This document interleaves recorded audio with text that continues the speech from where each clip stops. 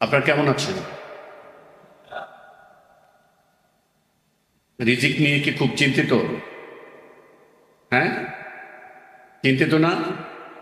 তাহলে তো আলোচনার দরকার নেই। কি একটা টপিক দিছে, বলছে রিজিক নিয়ে আলোচনা করতে হবে, কারো তো কোনো চিন্তাই না, তাহলে আলোচনার দরকার কি আসলে? হ্যাঁ,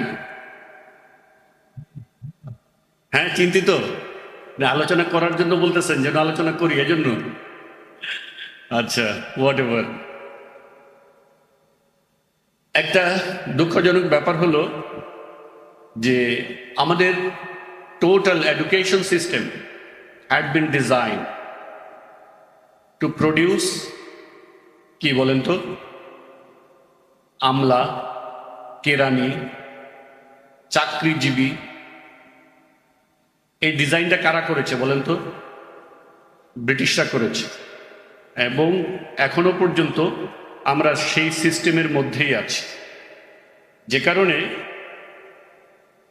14-15 বছর লেখাপড়া করার পরেও বিসিএস দেওয়ার জন্য নত্যবিধান আর সত্যবিধান মুখস্থ করতে করতে জান শেষ।